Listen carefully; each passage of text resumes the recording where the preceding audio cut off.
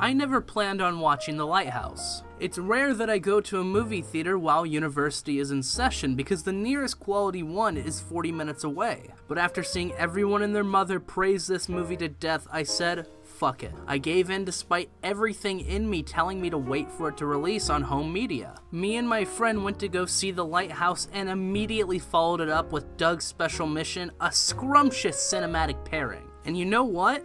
I'm so glad I saw it. I want more movies in this vein. This is balls on a filmmaker. This is perfectly cheesy, perfectly acted, perfectly edited. Everything about this movie is flawless. Every film student needs to study why this film works. Before we dive into the meat of this video with spoilers and thematic analysis, let us first discuss very quickly some of the surface level filmmaking such as the performances. You must excuse me if I sound like I'm going to cream my jeans throughout this section of the vid because oh god, it's so good. Went mad he did. Tall tales.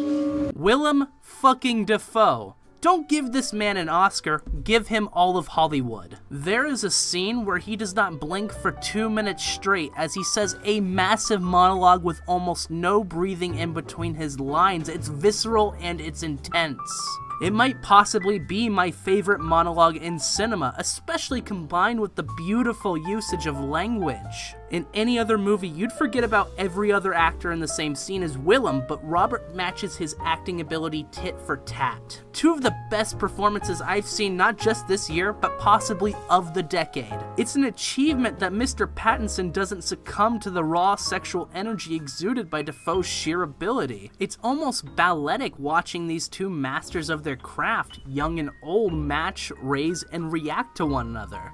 It was a Robert Pattinson scene with a mudcake Willem Dafoe that shook the life out of me. I haven't been impacted by jump scares in films in the last 5 years at the very least, but I leaped out of my seat during The Lighthouse. This can all be ascribed to the fantastic tension building by director Robert Eggers. There is an uneasy sense of dread throughout, and he uses that build-up perfectly, allowing for one of the most effective jump scares in quite some time.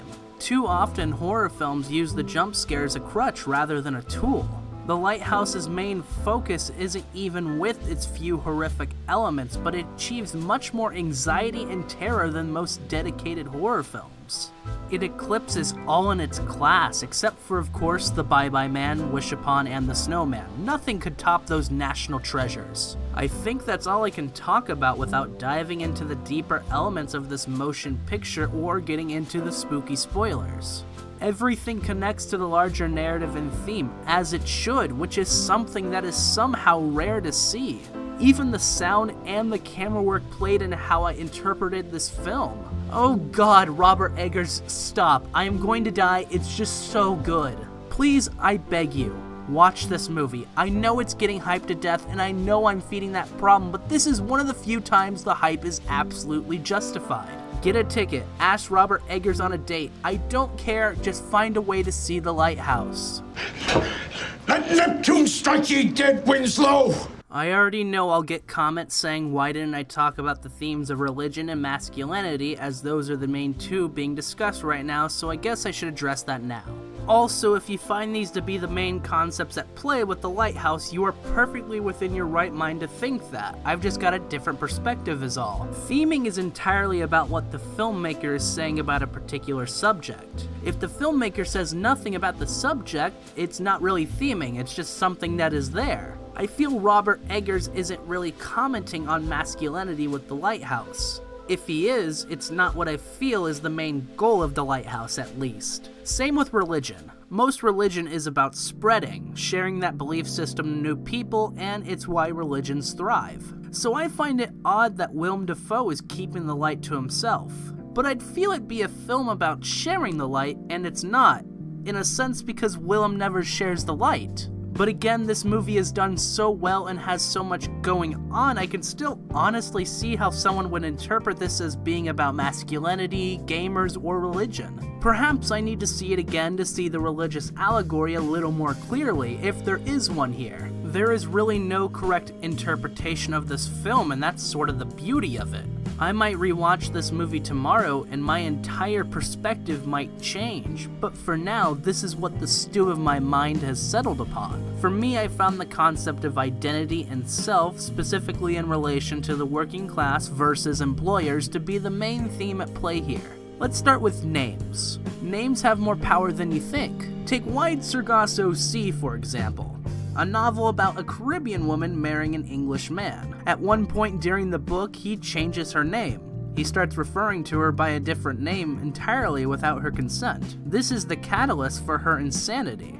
Our names make us who we are. It's how we base ourselves in this reality. It's what separates us from animals. Referring to someone not by their name but by another name, if it isn't a good-willed nickname, causes that person to lose a bit of themselves. Willem Dafoe calling Winslow boy, that's him removing the humanity from him. He's taking away his name, taking away his identity. And even when Winslow tells Thomas his name, it's not his real name either. Winslow actually being Thomas is such a clever turn in the story and for the theme. It means Robert Pattinson is constantly plagued with not knowing who he is, and those feelings are amplified by Willem not calling him by his real name until it is too late. There is still disassociation happening until Winslow spills his beans.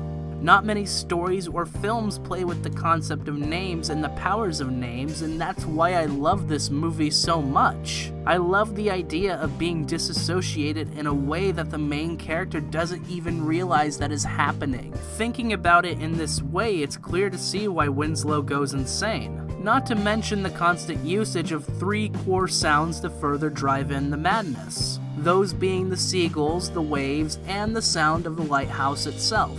The noises being constant throughout the film means that the pressure is always on Winslow.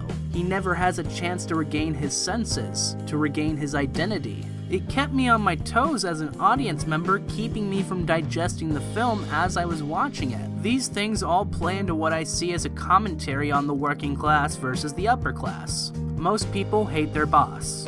Why? Maybe it's because he or she is a stinky boy or girl who is cheating on their wife with your wife and has ruined your marriage. However, it's most likely because in the eyes of your boss, you are replaceable. They do not have to treat you as they would a normal person because you are not a person to them. You are a cog in the machine. A cog that has several replacements ready to be plugged in at a moment's notice. Winslow is just another cog in the machine. He is only to be there a few weeks. He is quite literally a temporary worker. Why make an effort to treat someone with dignity and refer to them by their real name when you're only going to know them for 4 weeks and never see them again? Well, the reason is because you might end up being buried alive by your disgruntled employee. I see Winslow murdering Thomas symbolically as the lower class developing class consciousness and engaging in a class revolution. This is the general idea of Marxism. The lower class, after being exploited and dehumanized by those who are in charge of the workforce, will develop what is called class consciousness. They will realize how they are being treated by the upper class and will usurp the ruling class so they can control the means of production. Also, Marxism isn't my field of study at university, so try not to nitpick the wording too much. That's just my general understanding of Marxist theory. I am also not arguing pro-Marxism or anti-Marxism, I'm just trying to analyze the subtext. Thomas exploits Robert Pattinson's character through the amount of labor he puts him through, making him re-clean the house after he had done it spotless the first 2 times, and of course through allowing no discussion. From a Marxist perspective, the worker does not get to voice his opinions without being squashed by the boss. That's why Willem Dafoe's character allows no discussion. Working in tandem with the dehumanization and exploitation of Winslow, class envy is also shown. Thomas hoards the light. Winslow quite literally sees him worshipping the light. An otherworldly power emanates from the light, causing Willem Dafoe to declothe himself and revert to a primitive, ape-like state at night which Robert sees in the distance. I'm immediately reminded of the hallucination where Thomas with glowing eyes and mouth shines the light into Robert. It's mesmerizing. It's what the lower class wants. It's wealth and power. The light of the lighthouse is what the rich are so desperately trying to keep away from the lower class. Thomas, on the brink of death, comes back to try and kill Winslow, as even in death the rich try to hold on to their power and wealth. The light belongs only to the ruling class. Winslow will do anything to gain the light, and Thomas will do anything to hold on to the light. It's why the dehumanization aspect of the film is so important. His identity, his sense of mind is being stripped away by the sounds, the camera work, and Thomas. It all works together. Only someone who has been degraded into an animalistic state could kill someone. You have to push someone over the line, and by removing Winslow's identity, Thomas did just that. Not to mention that despite bonding with Winslow, he was going to sell him out.